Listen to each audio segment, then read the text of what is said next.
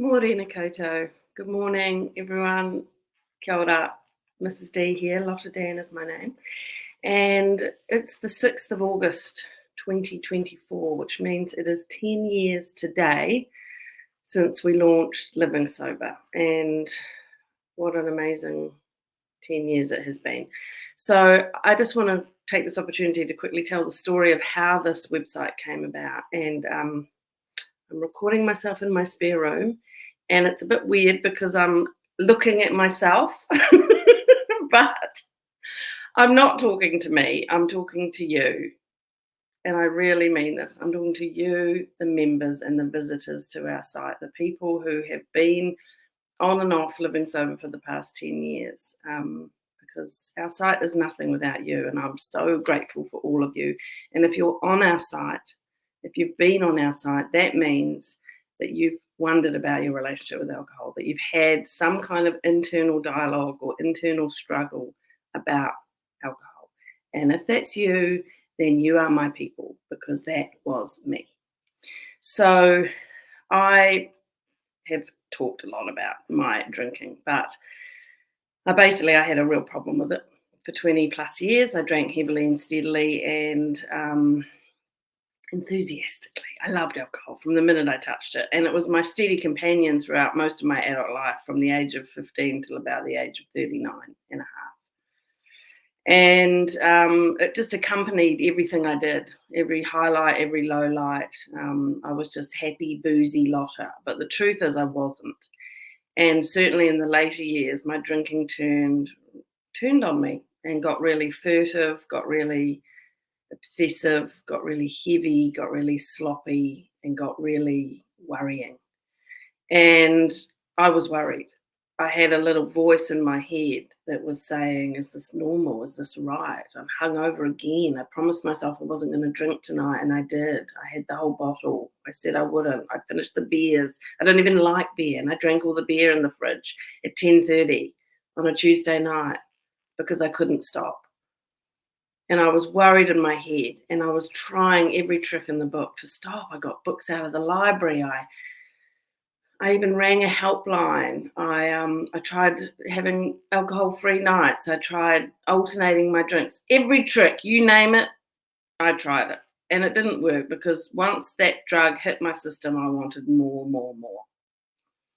And towards the end, I felt very lonely because I was so worried and consumed in my head, but I wasn't vocalizing it to anyone. I have a lovely husband, friends, family, but I kept largely my struggles secret.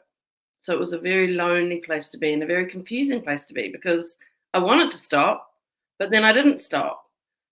I wanted to not drink, but then I drank. And so it was this to and fro in my head, and I was the one to blame. And it was awful. It was really awful. It was miserable, it was confusing, and it was lonely. I used to go to this gym where I was living in Auckland, and I thought there were AA meetings over the road, but I didn't want to go there because I was too nervous. I felt so ashamed. I thought everyone else in the world was having a great time on alcohol, because that's the vision that came to me through our world.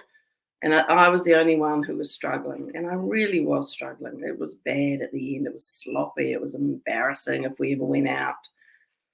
And I just wanted to stop. So eventually, on the last night I drank, it was a Monday night, and I had another binge as per usual, and I ended up hiding an empty bottle of wine from my husband, which I'd never done before, to hide how much I'd been drinking. And when I woke up the next morning and I realised what I'd done, and I realised it was just another dysfunctional behaviour on top of all the other dysfunctional behaviours, I thought I've got to stop drinking. I can't control it. I have to take it out of my life. And it was terrifying. Like, who doesn't drink? You know, it's like standing on the edge of a cliff, looking into a black abyss of no fun, no alcohol. But I knew that I had a problem, and so I made the terrifying decision to quit. And me being me, I just decided to do it on my own. So I didn't reach out for help. I just started writing to myself every day. Day one, I wrote a letter on a piece of paper. And then after that, I ended up writing to myself in an online anonymous blog because I could type fast, basically, was my reason for doing that. And so I thought I might as well write to myself every day and I'll do it on this online blog that no one will ever read. And I'll write my way sober. And I'll write about what's happening in my head and I'll write about my fight in my head to try and not drink. And that's what I did. I started an anonymous blog called Mrs. D is Going Without, and I wrote in it every single day. I'll put the link. It's still all online. You can see day one through to, I still write there now occasionally. And the most remarkable thing happened. I started getting comments from people. People started discovering my anonymous blog that I, a lumpy, bumpy housewife in Aotearoa, was writing. And they commented and they supported me. And they wrote, keep going, we can do this. I'm just like you, they said. I'm just like you. No one knows the struggle I'm having. But I'm miserable too. I'm waking up at 3 a.m. as well. We can do this. We can do this. And every comment was like a hug. And I didn't feel so alone. I have my people in my real life, but they didn't get it. They didn't get the struggle. My online people got it. They knew about that internal dialogue. They knew about that shame and that loneliness and that struggle with raw emotion, because that's what sobriety is all about. And so I built up this fabulous community around me on my blog. After about 3 years of blogging, I thought, I've got a really good story here I need to tell. I need to write about this amazing community I found. Not just what I've discovered about getting sober, but the support I found online, because I think more people should know about it and come into this online blogging world as it was at the time. And there were a few sober bloggers around. This is before the Sober Curious movement, before people were talking about grey area drinking. It was only 2011, 2010 then, 2011, 2012, but there wasn't the groundswell that there is now, hooray, around becoming sober or stopping drinking. So we were quite underground in this blogging world. Anyway, I pitched an idea for a book to a publisher and they said yes. It was just weirdly easy, but anyway. So I wrote a book, and the book was called Mrs. D is Going Without, which I have here. And it was the story of my first year of getting sober, basically. It's not really a drinking memoir, it's a recovery memoir. And when it came time to publish the book, I wanted to put at the back a resources section. And I was writing this resources section. I was looking around at what resources there were available. What could I put in this resources section in my fancy new book? And I was struggling. There was the odd website in New Zealand, but not a lot, and a few overseas, but not a lot. And then I read a newspaper article from this woman. Her name was Vanessa Caldwell. And she was writing about her agency, which was called Matuaraki, and she said, the quote in the article was, we help people, early intervention. We help people before they get to the point where they're really needing quite intense support. And I thought, hey, those early intervention people, they need to come in the online space where we're also kind and lovely to one another. So I reached out to Vanessa Caldwell and said, I'm writing this book. I've got this resources section. Can I come in and chat with you to find out what you've got that I could put in the back? And she said, sure. So I went and had a meeting with her. I wasn't prepared for anything. I sat in the room with this lovely woman speaking with her, and I told her about my blog and the online space. And we talked about how there was a lack of anything in New Zealand. And without having planned this was a pitch I hadn't planned. I blurted out to her, well, I reckon we should have a website. My blog is limited. All people can do is read what I write and then comment to me. I reckon we should make a website where they can talk to each other. It's not just about me. I'm just one person. Okay, I can write, but I'm not special. There's a whole bunch of us.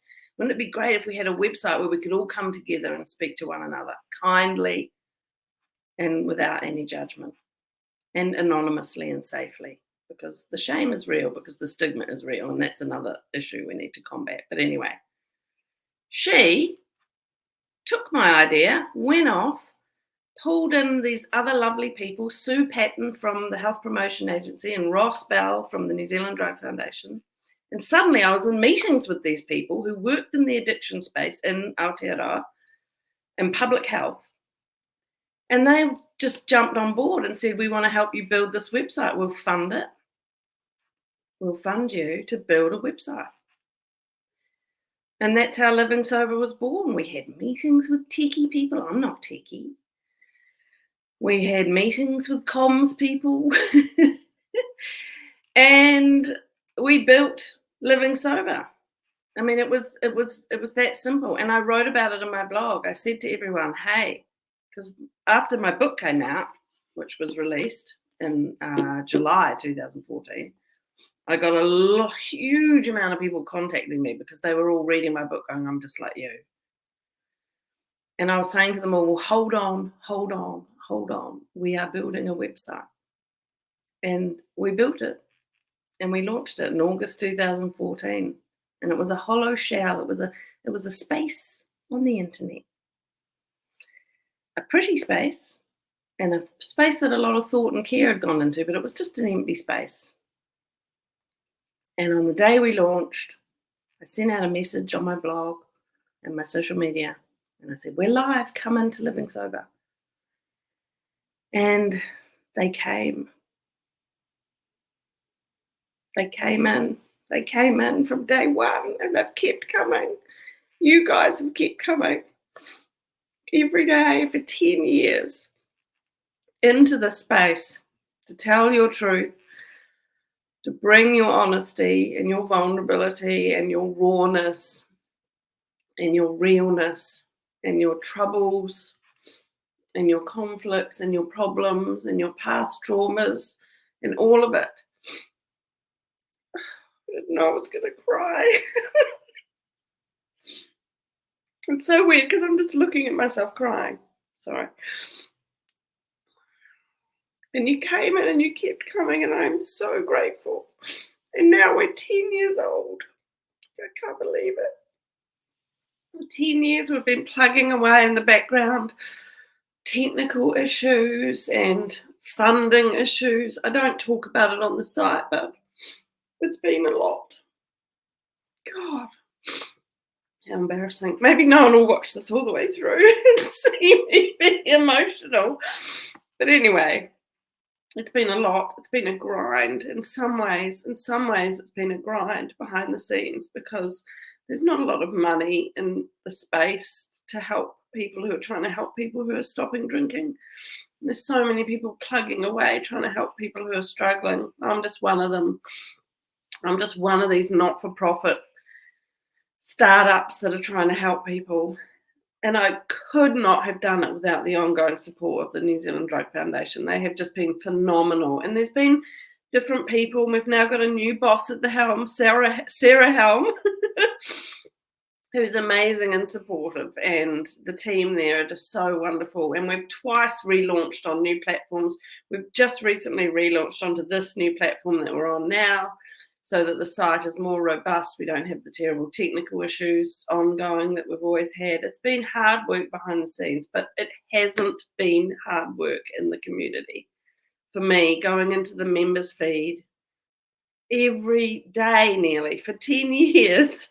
Okay, not every day. I have days where I don't go in, but every week, going into the members feed and seeing people who are communicating with one another and being honest and being real and being heartfelt and trying hard to manage their relationship with this really tricky, problematic, harmful drug that is so normalized and glorified in our society that so many people struggle with, and seeing the togetherness of our community and witnessing people lift up and rise up as they get sober has just been an absolute joy in my life. And that's why I keep doing it. It is my favorite thing in the world to talk to people who are trying to and getting sober. Like, you are my people.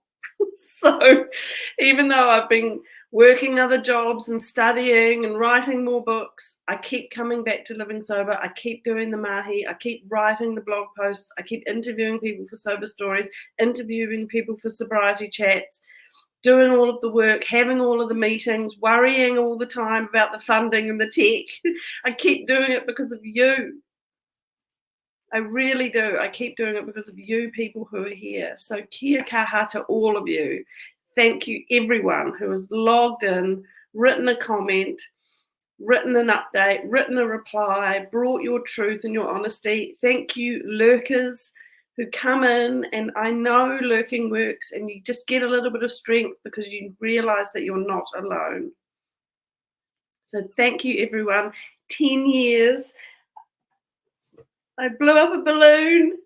Yay! Happy birthday, Living Sober, and thank you everyone for being here. Kia kaha. Bye-bye.